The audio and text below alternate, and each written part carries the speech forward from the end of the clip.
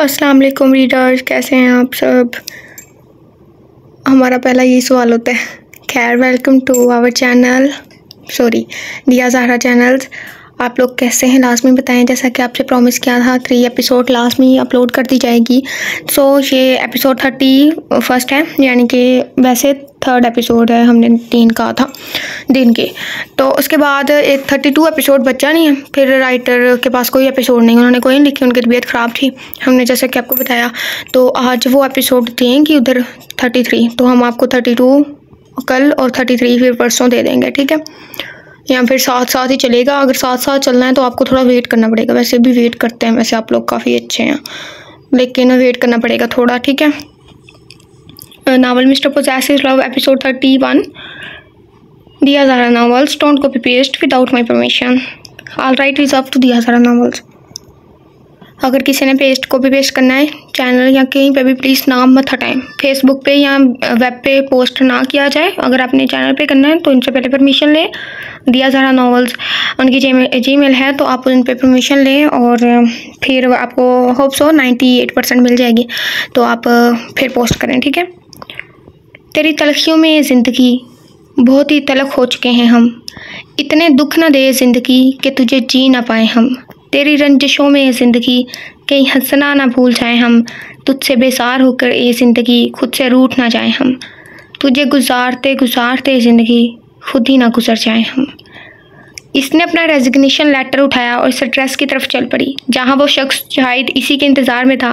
Taxi से बाहर निकलते इसने सर ऊपर उठाकर इस 17 फ्लोर की बनी बिल्डिंग को देखा। वो सर नीचे झुकाए तलखी से हंसी। वो इससे मुकाबला करना चाहती थी, लेकिन कितना मुश्किल होता है चाहने के बाद भी वो चीज़ ना कर पाना और बेबस हो जाना। दिल रोने लगता है। वो अंदर बढ़ गई। इसने सिर्फ इसे क्यों रखा था वो अच्छे से जानती थी। इस शख्स ने इस लड़की के पीछे एक डूबने वाली कंपनी खरीद ली थी, और जाज़ब कमाल कभी घाटे का सौदा नहीं करता था, लेकिन आज वो कर आया था। फक्त इस लड़की के लिए वो नुकसान उठा कर आया था। वो अंदर दाखिल हुई। रिसेप्शन पर पहुंचकर इसने अपना नाम बताया था। लोगों की खुद की तरफ उठती नजरें इसे अजीब लगी। लोग इसलिए इसे देख रहे थे कि वो आम से पहनावे में थी। पता है, आजकल की दुनिया में जो दिखता है वही बिकता है। डोंट जज a book by its cover. ये पुरानी बात हो चुकी है। आज की दुनिया में किताब के कवर को देखते ही सोचा जाता है इसे पढ़ा जाए या नहीं। रिसेप्शन पर मौजूद लड़की ने फ़ोन कान से हटाते इसे ऊपर 7 फ्लोर पर जाने को बोला था। वो सर हिलाती लिफ्ट का पूछते इस जाने बढ़ गई। 7 फ्लोर पर पहुंचते इसने आंखें बंद करके खोली। वो गिरना नहीं चाहती थी। इतनी जल्दी कभी नहीं। वो इसके मुंह पर मारेगी अपना इस्तीफ़ा। वो इससे बताएगी वो गुलाम नहीं है इसकी। वो यमन वहीद है और इसे तूफ़ानों से लड़ना इसकी माँ सिखा कर मरी थी। मजबूत कदम उठाती इसने लोगों की नज़रें इग्नोर की। आसफ ने इसे देखते तेज़ी से इस तक आते इसे इस शख्स का ऑफिस रूम बताया था। वो सर हिलाती वहाँ से हट गई। दरवाज़ा बगैर नोक करते वो अंदर दाखिल हुई। कुर्सी की बैग से सर टकाए वो हल्की मुस्कुराहट से शायद इसी के इंतज़ार में था। आ गई तुम, रेड रोज़। इसके लहजे में पुरसुकूनी थी, इत्मीनान था। वो कितना अजीब था। थोड़े घंटे पहले वो इसे मारने वाला था और अब वो इतनी इत्मीनान से इसे मुखातिब कर रहा था। आंखें अब भी बंद थीं। वो इसके खुद को रेड रोज़ कहने पर ही जामिद हुई थी। वो अल्फाज आम से थे, लेकिन जिस अंदाज में इन्हें अदा किया गया था वो लहजा वो आम नहीं था। जाने क्यों इस लहजे में जज्बों की तासीर थी। वो जाज़ब कमाल था और अपनी नज़दीकी लोगों को वो आहट से भी पहचान लेता था, चाहे वो नज़दीकी दुश्मन हो या दोस्त। वैसे तो तुमने कंपनी खरीदी है, एम्प्लॉयज़ नहीं, लेकिन कंपनी तुम्हारे अंडर है, तो ये पकड़ो मेरा इस्तीफ़ा। इसने गुस्से से लपीचते पेपर इसकी जानिब उछाला, जो हवा में उड़ता इसकी टेबल पर जा गिरा। इसने एकदम आंखें खोली तो वही नज़रें इसकी काली आंखों पर रोक गई।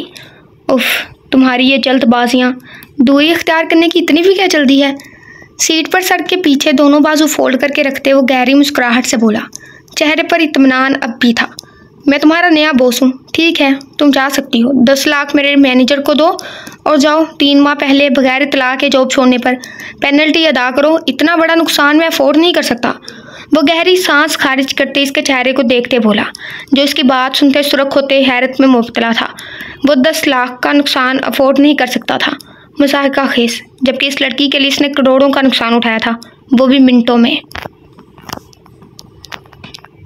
ये तुम्हारी घटिया चाल। वो बोलते बोलते रुक गई। वजह इसका बजता मोबाइल था इसने इग्नोर करना चाहा, लेकिन फ़ोन बंद होते वापस बजना शुरू हो चुका था। इसने बैग से फ़ोन निकालते नंबर देखा, रहमत का था। इसने एक सख्त नज़र बिना किसी खौफ के जाज़ब कमाल पर डाली जो आईब्रो चुका गया और खुद फ़ोन कान को लगाया। क्या, कैसे, कहाँ पर? मैं आती हूँ, आप प्लीज़ वहीं रहिएगा प्लीज़। वो तेज़ी से बगैर से कुछ बोले बाहर निकल गई। सारा कुछ वहीं का वहीं पड़ा था। रहमत का बहुत बुरा एक्सीडेंट हुआ था, वो हॉस्पिटल में थी। रहमत के फ़ोन से बासिल अहमद की कॉल थी। जैसे किसी ने पहले रहमत के फ़ोन से कॉल करते वहाँ बुलाया था और हॉस्पिटल पहुँचते इसने रहमत के नंबर से यमन वहीद को कॉल की थी। हॉस्पिटल पहुँचते इसके लबों पर बस अपनी बहन के लिए दुआ थी। दिल बुरी तरह लड़स रहा था, जैसे अभी बंद हो जाएगा और वो अभी इस दुनिया से रुखसत हो जाएगी। टांगे चलने से इनकारी थी, लेकिन वो राहदीदी में फिर भी तेज़ कदमों से चल रही थी। वो लड़खड़ा कर गिरने लगती, लेकिन फिर से उठकर भागने लग जाती। बासिल अहमद इससे 5 कदमों के फासले पर रुकते इसकी आंखों में आंसू थे। दिल हलक में जैसे अटक गया था, सांस सूख रहा था। लड़ियों के मानद बहते इसके आंसू बासिल अहमद को अजीब लगे। यमन वहीद, वो धीरे से बोला था। इसका काला बैग मेज़ पर पड़े बैग पास पड़े बेंच पर पड़ा था। यमन तेज़ी से इस तक गई थी, आंसू अब भी बह रहे थे। रहमत कैसी है, क्या कहा डॉक्टर ने? वो तेज़ी से बोली थी। आंसू अब भी बह रहे थे। वो इसकी बहती आंखों को देख रहा था। डॉक्टर अभी अंदर है, इसका काफ़ी खून जाया हुआ है, ट्रक ने टक्कर मारी है। वो घड़ी को देखते मध्यम लहजे में बोला। इसे कहीं जाना था, बहुत ज़रूरी, लेकिन वो यमन वहीद को अकेला नहीं छोड़ना चाहता था। तुम डरो मत, मैं यहाँ मौजूद हूँ। अपने बजते फ़ोन को इग्नोर करती इसने तसल्ली में इस लहजे में कहा, लेकिन वो डर रही थी। रहमत इसकी ज़िंदगी में इकलौती बची थी जिसकी तलक ज़िंदगी में मुस्कुराने की वजह थी। तसल्ली दुख को रोक नहीं सकती। इसकी बहन मर रही थी और अगर कोई इसे कहता कुछ नहीं होता, मैं हूँ यहाँ, तो ये नाकाफ़ी था, क्योंकि तसल्ली देने वाला कुछ पल, कुछ दिन दर्द महसूस करता है और जिस पर गुजरी हो वो सारी ज़िंदगी, तो तसल्ली नाकाफ़ी है। वो बेंच पर बैठे हिचकियों से रोने लगी थी। इसकी ज़िंदगी में इसकी बहन आखिरी थी, और जब आखिरी चीज़, रिश्ता, एहसास ख़त्म हो जाए तो सब तमाम हो जाता है। फिर कुछ नहीं बचता सिवाय तलख यादों के, और तलख यादें रफ्ता रफ्ता ज़िंदगी को भी तमाम कर देती हैं। बार बार मुसलसल बजते मोबाइल पर भी इसने फ़ोन नहीं उठाया। वो वहीं खड़ा रहा था इसके करीब। जब यमन ने भीगी नज़र उठाकर इसे देखा, इसकी नज़रें ऐसी थी कि सामने खड़े मर्द का दिल किया वो रो दे। ज़रूरी कॉल होगी, आप उठा ले बासिल अहमद, और जाना है तो जाएं, इसने बामुश्किल कहा। वो खामोश रहना चाहती थी, आंसू गालों पर बह रहे थे, दिल खौफ से भरा पड़ा था। वो कुछ सोचना नहीं चाहती थी। बासिल अहमद ने साइड पर होते कॉल पिक की थी और फिर यमन वहीद को देखा। वह ज़रूरी काम से शहर से बाहर जा रहा था जब रहमत की खबर मिली। इसे जाना था, लेकिन वो इसे छोड़कर नहीं जाना चाहता था। आप जाएं बासिल अहमद। इसने गालों पर बिखरे आंसू साफ किए तो मज़ीद आंसू आंखों से निकल गए। वो तलखी से हंसी।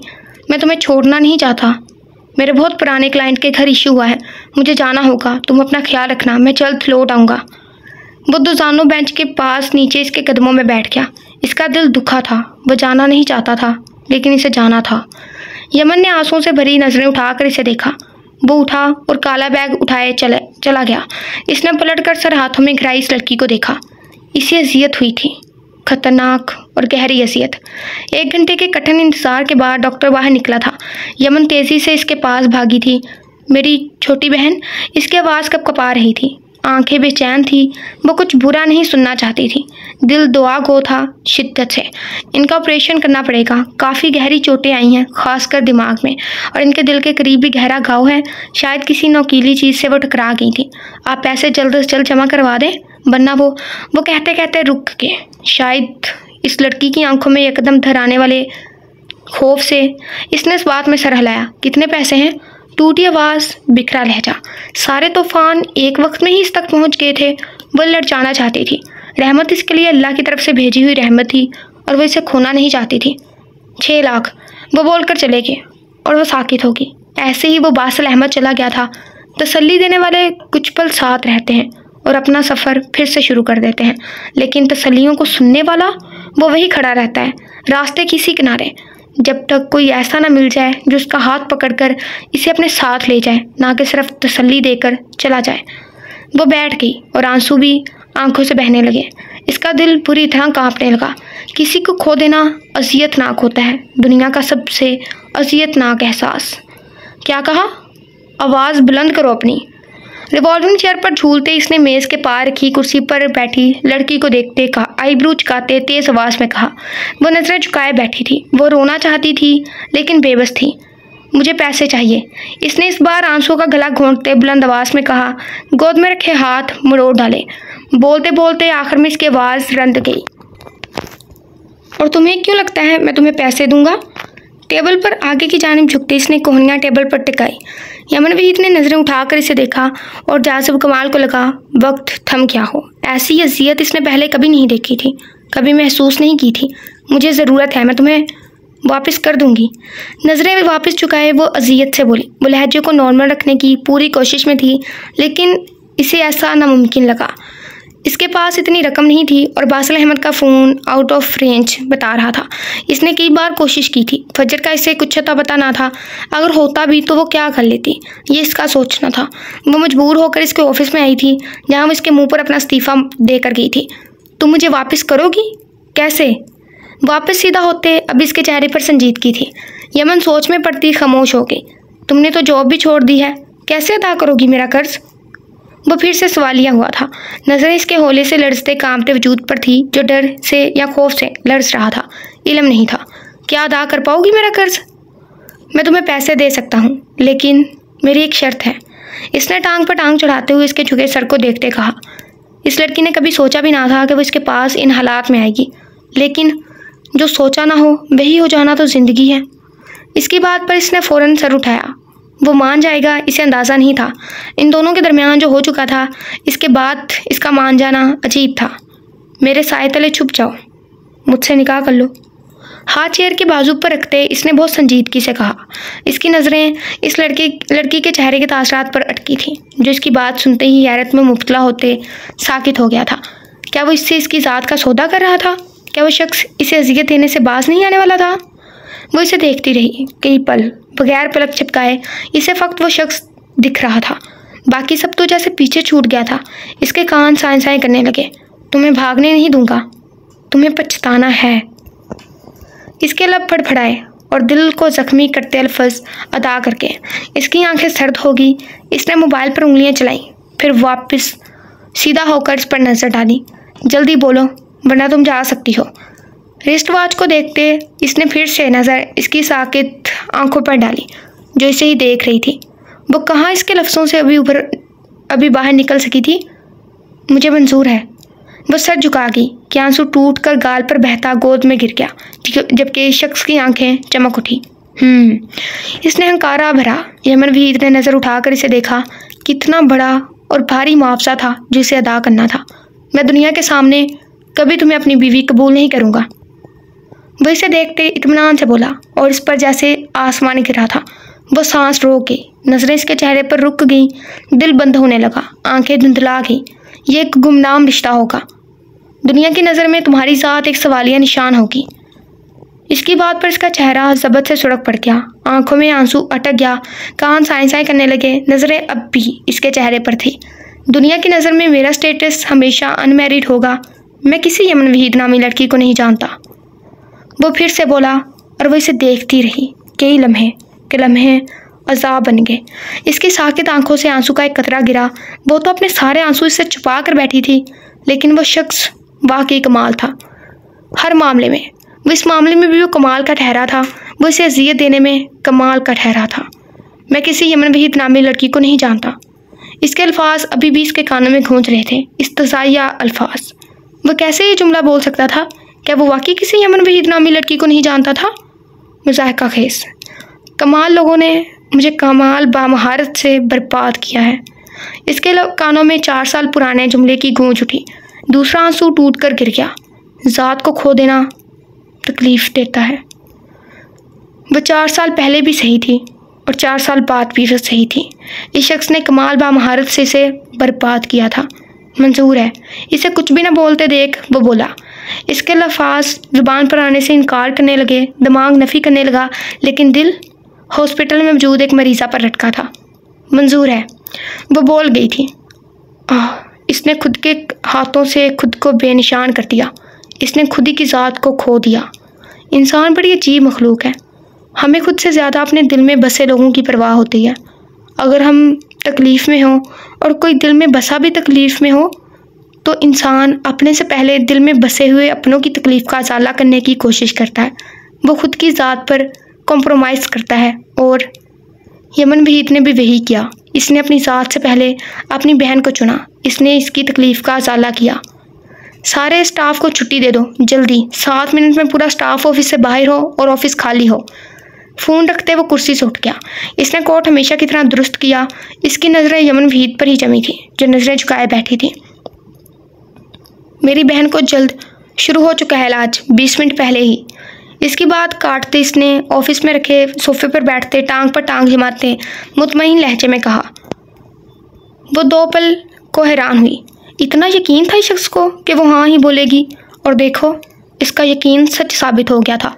इस लड़की ने मंजूरी ही दी थी।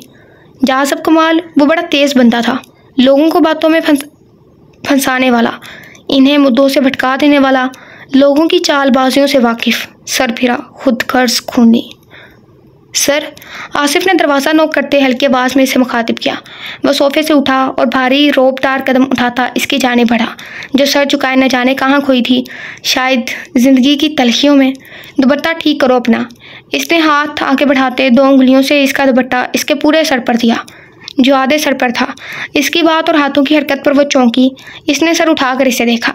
इसके सर उठाने से इसकी आंखें भी पूरी खुली और वो इसे देख रही थी, जिसने इसके सर पर दुपट्टा आगे करते इसके बाल छुपा दिए थे।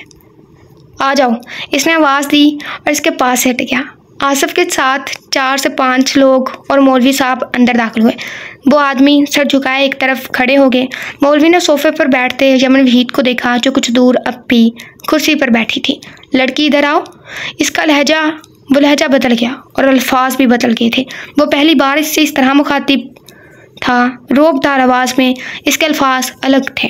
वो कदम उठाती इस जानिब बढ़ी। इसकी आंखों से आंसू टूट कर गिर रहे थे और वो इन आंसू पर कदम रखती आगे बढ़ रही थी। ये खसारा खुद चुना था इसने। एक मज़ाक़ा खेज़ बेनाम खसारा।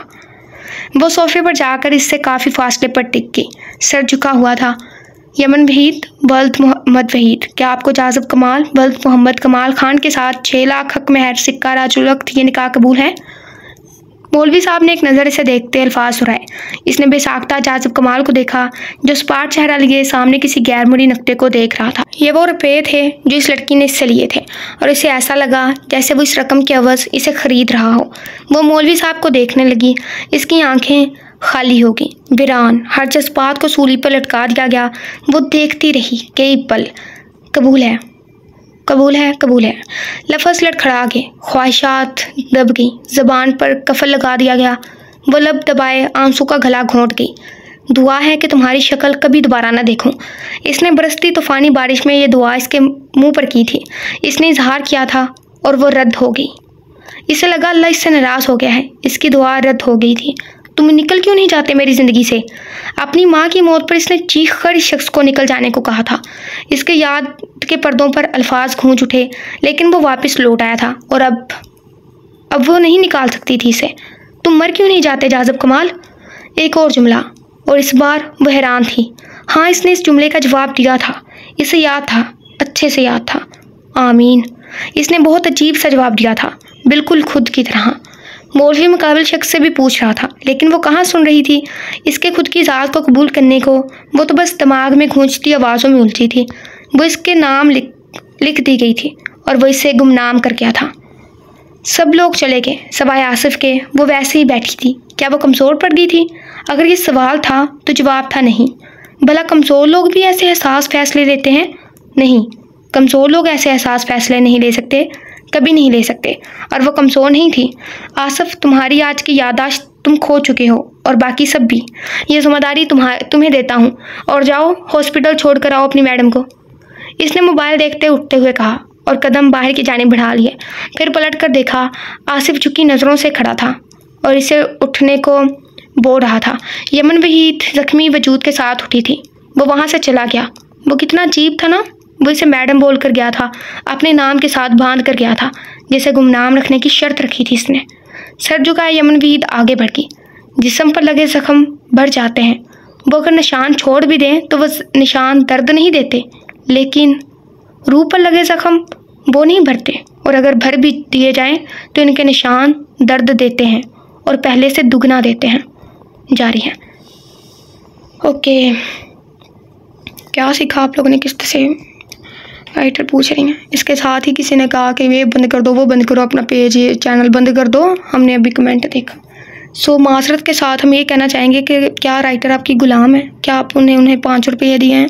आपने उन्हें 5,000 दिए हैं, 5 लाख दिए हैं, या कितने भी चले? अगर आप कहें कि आपके नावल की इतनी कीमत नहीं है तो क्या आपने उन्हें 10,000 दिए? क्योंकि 10,000 में एक नावल हम खुद भी लिख चुके हैं। तो बताएं, क्या आपने उन्हें इतने पैसे दिए? हालांकि वो हमसे काफ़ी अच्छी राइटर, हम इतना अच्छा एक्यूरेट नहीं लिख सकते हैं। तो आप लोगों ने पैसे दिए उन्हें, जो आप लोग इतना ज़्यादा रोब झाड़ते हैं? हमें बस यही पूछना है। और दूसरी बात, वो बीमार हैं तो क्या वो मर जाएं, कब्र में जाके लिखें? जब मर जाएगी तब भी तो सब्र करना है कि स्टोरी कहाँ गई, राइटर कहाँ गई। फ़िलहाल अगर उनकी तबीयत ठीक नहीं है तो वो ठीक होने पे लिखेंगी ना। ज़ाहिर सी बात है, हमारा गला ख़राब है, हम कैसे आप तक पहुँचाएँगे? फिर आप लोग कहेंगे ओ आपकी तो आवाज़ ही नहीं आ रही हमें। अजीब इंसान हो आप लोग। हमने तो कभी ऐसा नहीं कहा कि आप लोग वीडियो को लाइक नहीं करते। जो इतने ज़्यादा व्यूज़ आते हैं, चले 500 व्यूज़ में है तो 500 बंदा उठ के लाइक करता है? नहीं करता ना, हम कॉम्प्रोमाइज़ करते हैं ना। तो आप लोग क्यों नहीं कर सकते? अजीब। और उसके साथ ही किस लेट ये वो वगैरह, ये हम आप लोगों को पहले ही बता चुके हैं, उनकी तबीयत ख़राब है। कोशिश करेंगे कि किस्त टाइम टू टाइम दी जाए, लेकिन आप लोग देख रहे होंगे नावल अगर रोमांटिक है भी तो इतना ज़्यादा रोमांटिक नहीं है। अभी तक सब कपल में सिवाय कल्ब और असील के लड़ाइयाँ ही चल रही हैं, या ट्रेजिडिक लव स्टोरी ही है कुछ। मतलब अभी सारा कुछ सीधा, किसी में कुछ भी नहीं हुआ सिवाय कल्ब असीर के। उनके रोमांटिक मोमेंट आए बस। आप लोगों को बता दें, कहानी लिखना आसान नहीं होता। सारा कुछ उन्होंने टू दी पॉइंट सीन को क्लियर करना होता है कि ये ना हो कि वहाँ वो वाला सीन लिखा और वहाँ से वो सीन अलग लिख दें। ऐसा फील हो कि ये वाला और ये वाला सीन तो अलग है, इसका तो उसके साथ कोई कनेक्शन ही नहीं है। उनका पहला नावल था, उसमें से ऐसा कुछ भी नहीं था। वो कुछ भी नहीं भूली, उन्होंने सारा कुछ लिखा साथ में जो स्टार्ट किया। और इस नावल में भी आप लोगों को नज़र आ रहा होगा कि 4 कपल हैं। सो चारों की स्टोरी को ऐसे साथ लेके चलना कितना मुश्किल काम है। लेकिन नहीं, आप लोगों को तो बोलना है ना, तो ठीक है आप बोलें। अच्छा वो उसका मोबाइल ख़राब है। खैर, अल्लाह हाफिज़। अपना बहुत सारा ख्याल रखिएगा। और जो सपोर्ट करते हैं उनका बहुत बहुत शुक्रिया, क्योंकि उन्हें पता होगा कि घर में और अगर अपनी तबीयत भी ख़राब हो जाए तो इंसान उठता ही नहीं है बिस्तर से। तो राइटर भी इंसान ही है, सीने में मशीन नहीं फिट, दिल्ली फिट है। अल्लाह हाफिज़, अपना ख्याल रखें।